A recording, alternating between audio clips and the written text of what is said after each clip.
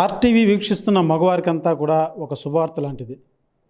భార్య చేతిలో ఇబ్బందులు పడుతున్నటువంటి భర్తలంతా కూడా మా సంఘాన్ని సంప్రదించండి, మేము పరిష్కరిస్తామంటూ భార్య బాధితుల సంఘం ఒకటి తెర మీదకి వచ్చింది.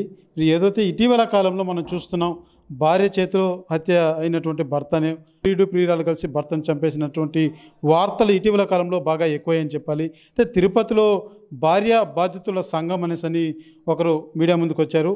అసలు ఈ సంఘం ఏంటి? అనేక సంఘాలని మనం చూస్తూ ఉంటాం. సాధారణంగా మహిళా సంఘాలని, డోక్రా సంఘాలని వింటూ ఉంటాం. అయితే ఈ భార్య బాధితుల సంఘం అన్నది ఏ రకంగా పనిచేస్తుంది, ఏ రకంగా భార్య చేతులు మోసపోయినటువంటి భర్తలకు ఏ రకంగా న్యాయం చేస్తారో ఒకసారి వాళ్ళతో మాట్లాడి తెలుసుకునేటువంటి ప్రయత్నం చేద్దాం. చెప్పండి, ఏంటి ఈ యొక్క భార్య బాధితుల సంఘం అన్నది ఏంటి? ఎందుకు ఈ థాట్ వచ్చింది? ఎందుకు దీన్ని మీరు నిర్వహించాల్సి వచ్చింది? నా పేరు మునిబాబు అండి. భార్య బాధితుల సంఘం లీగల్ అడ్వైజర్ని, ఆంధ్రప్రదేశ్ రాష్ట్రం. ఈ యొక్క సంఘము ముఖ్య ఉద్దేశం ఆ పేరులోనే ఉంది. కొంతమంది భార్యలు మొగుళ్ళని చాలా వేధిస్తున్నారు, వాళ్ళ కుటుంబాలను వేధిస్తున్నారు, వాళ్ళని మానసికంగా శారీరకంగా హింసిస్తున్నారు. ఇది అన్ని స్థాయిల్లో జరుగుతుంది. ఒక జడ్జి కూడా సూసైడ్ చేసుకున్నాడు, ఒక పోలీస్ ఆఫీసర్ సూసైడ్ చేసుకున్నాడు, ఒక ఐటీ ఆఫీసర్ సూసైడ్ చేసుకున్నాడు, కొంతమంది అయితే మర్డర్లు కూడా చేయించేశారు. సో ఇంత తీవ్రంగా మగవాళ్ళపైన దాడి జరుగుతుంది. ఒక పవిత్రమైనటువంటి ఒక బంధాన్ని అపవిత్రం చేస్తూ, సమాజాన్ని కూలదోస్తూ, ఇది ఒక మాయని మచ్చలాగా ఆడవాళ్ళకు కూడా ఆ కళంకం తెస్తున్నటువంటి ఈ సమాజంలో ఇటువంటి వాళ్ళపైన ఒక ప్రత్యేకంగా ఒక సంస్థ ఏర్పాటు అవ్వాలి, వీళ్ళకు ఒక గొంతు ఇవ్వాలి. ఇక్కడ ఉండేటటువంటి మగవాళ్ళల్లో కూడా వాళ్ళకు కూడా సమస్యలు ఉన్నాయి, వాళ్ళు కూడా చెప్పుకోవాలి. వాళ్ళకి ఒక నేషనల్ కమిషన్ ఆఫ్ ఉమెన్సే కాదు, మెన్స్ కూడా కావాలి. ఆంధ్ర రాష్ట్రంలో కూడా ఒక మెన్స్ కమిషన్ అనేది ఏర్పాటు అవ్వాలి. ప్రతి మగవాడు ధైర్యంగా తన సమస్యను చెప్పుకోవాలి. వాడికి సమాజంలో ఆడవాళ్ళతో సమానంగా ఇప్పుడు పరిస్థితి తయారైంది. ఆ విధంగా ఒకప్పుడు మగ సమాజం అధికంగా ఉంది, వాళ్ళే చెప్పింది పైన జరుగుతుందని అన్నారు. కానీ ఈనాడు కలియుగంలో ఆడవాళ్ళు కొంతమంది తీవ్ర స్థాయిలో తయారైనారు. వాళ్ళ యొక్క అట్రాసిటీస్ ఇంత అంత కాదు, వాళ్ళకి ఏ సెక్షన్స్ తయారు చేయాలో ఇప్పుడు అసలు మన చట్టాల్లో లేవు సరిగ్గా. దానివల్ల మగవాడు ఏ పోలీస్ స్టేషన్కి పోయినా, ఏ జడ్జి ఏ కోర్టుకు పోయినా ఆ కేసు కొట్టేస్తున్నారు, నిలబడడం లేదు. పైగా వాళ్ళని వేధిస్తున్నారు, వాళ్ళ ఉద్యోగాలు తీసేస్తున్నారు. ఈ విధంగా పోతూ ఉంటే సమాజం ఎటుపోతుందండి? మన భారతదేశం విలువలు ఏమైపోతాయనే ఒక ఆందోళన తయారైంది. ప్రతి మగవాడి కోసం మనం ముందుకు వచ్చాం. ఇది తిరుపతిలో ఆరంభం అవడం శుభదాయకం. దీనికి ప్రజలందరూ ముందుకు రావాలని మేము అభ్యర్థిస్తూ ఈ యొక్క ప్రెస్ మీట్కి రావాల్సి వచ్చింది. దీన్ని స్థాపించిందేనండి జాతీయ వ్యవస్థాపక అధ్యక్షుడైనా నాది. యాక్చువల్గా అయితే వెస్ట్ గోదావరి తాడేపల్లిగూడెం దగ్గర పెంటపాడండి. నా పేరు వచ్చి గొలుగూరు బాలచంద్రశేఖర రెడ్డి ఇలియాస్ బాలాజీ రెడ్డి, భార్య బాధితుల సంఘ జాతీయ వ్యవస్థాపక అధ్యక్షుడండి. దీన్ని నేను ప్రారంభించి 2010లో స్టార్ట్ చేసాము. 2012లో ఫస్ట్ మీటింగ్ పెట్టాము. దీన్ని మేము రిజిస్ట్రేషన్ వచ్చి 2014లో చేయించామండి. 2014 నుంచి కూడా మేము రన్ చేస్తూనే ఉన్నాము. ఇప్పటికీ లేదంటే 1,00,000 మంది పైన మమ్మల్ని సంప్రదించారు. అందులో కొంతమంది ఒక జంటలు కలిశారు, కొంతమంది ఏంటంటే కోర్టులో చూసుకుంటాం అక్కడ ఆ విధంగా వెళ్ళిపోయారు. ఇందులో మేము చూసినంత మటుకే కూడా ఈ కొంతమంది భార్యలు కూడా మ్యాక్సిమం ఆ భర్తల నుంచి భరణం తీసుకోవడం. ఫస్ట్ టార్గెట్ ఏంటంటే భరణం. మేము అసలు భరణం ఎందుకు ఇవ్వాలి అని కొంతమంది భర్తలు అడిగితే, మరి మేము బతకద్దా, మరి వాళ్ళ యవ్వనాన్ని అంతానంటే దారపోసారంట. మరి ఎలా దారపోసారు అనేది మరి ఒక సైడ్ నుంచి ఆలోచిస్తున్నారు. మరి ఈమె యవ్వనం పోయినప్పుడు మరి భర్త యవ్వనం కూడా పోతుంది కదా. అది దాని గురించి ఎవరో మాట్లాడరు. ఎందుకంటే పురుషుడు ఆడు అంటే ఏమైపోయినా పర్లేదు.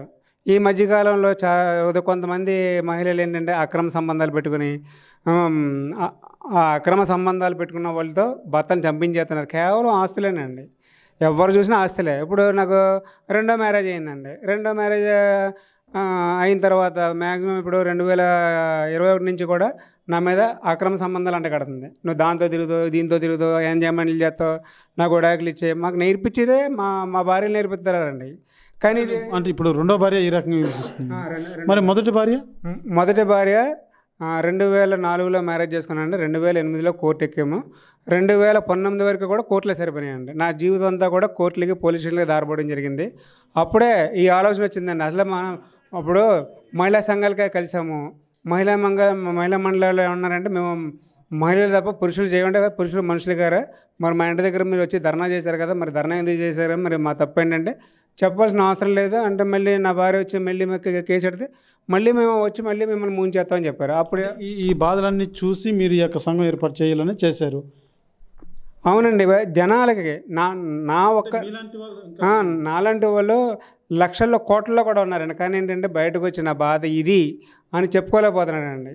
చూస్తున్న ఏదైతే ఈయన ఈ యొక్క భార్య బాధితుల సంఘాన్ని మొదటగా స్థాపించారు. ఏదైతే తన వ్యక్తిగత జీవితం ఆధారంగానే తన మొదటి భార్య చేసినటువంటి హరాస్మెంట్ కావచ్చు, తర్వాత రెండో పెళ్లి చేసుకుంటే రెండో భార్య కూడా అదే రకమైనటువంటి ఆ యొక్క హరాస్మెంట్, ఈ నేపథ్యంలోనే ఈ యొక్క సంఘాన్ని బలోపేతం చేసే దిశగా కూడా వీరైతే పూనుకుంటున్నారని చెప్పని మీరు చెప్పండి. అంటున్నారండి. 78లో పెళ్లి అయింది, 80లో కొడుకు పుట్టాడు. కొడుకు పుట్టిన 5 నెలలకి భార్య విడిపోయింది, అమ్మగారింటికి పోయింది. లేనిపోయిన తర్వాత పెట్టి ఇంటికి రాకన్నా ఇప్పుడు 14 సంవత్సరాల నుంచి నా మీద కేసులు పెడుతుంది. DVC, MC, గృహహింస అన్నీ పెట్టింది sir.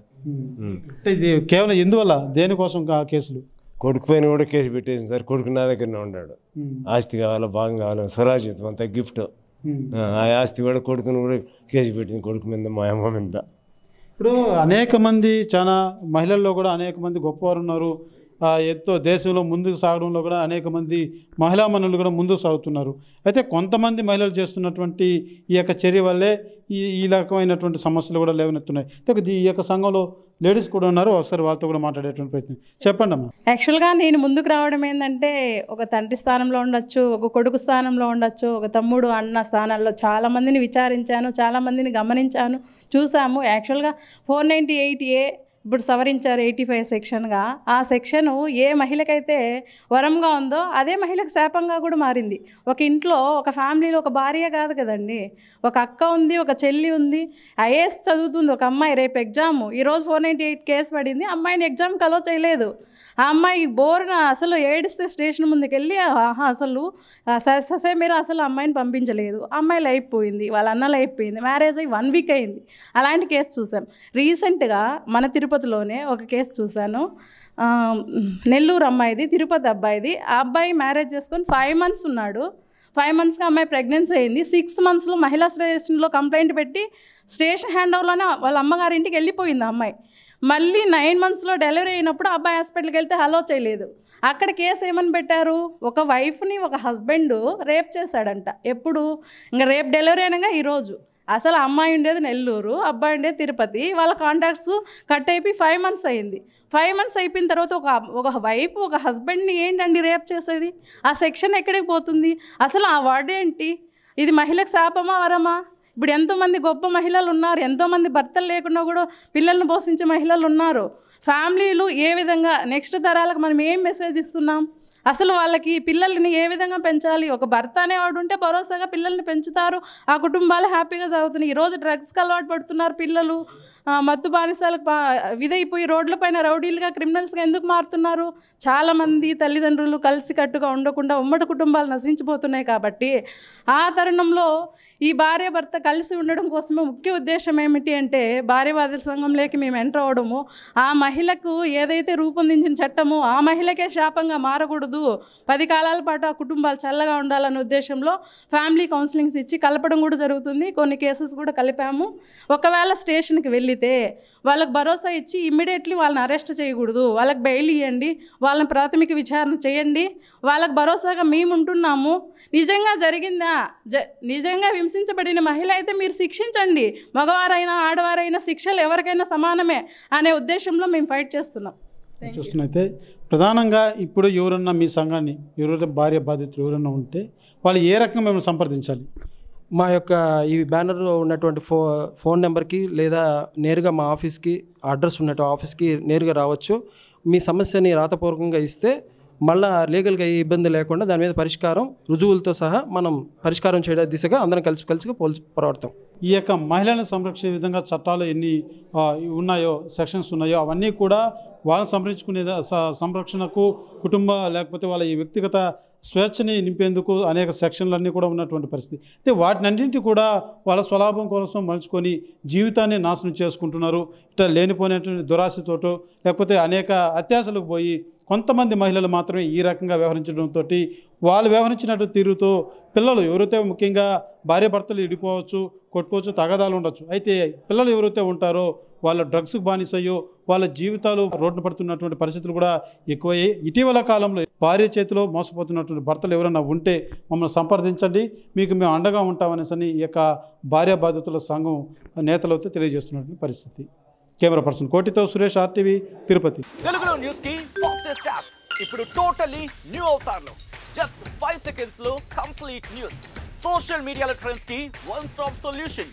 Live TV app voice search option తో ఇప్పుడే డౌన్లోడ్ చేయండి లేదా అప్డేట్ అయిపోండి. యాప్ లింక్ డిస్క్రిప్షన్ లో ఉంది.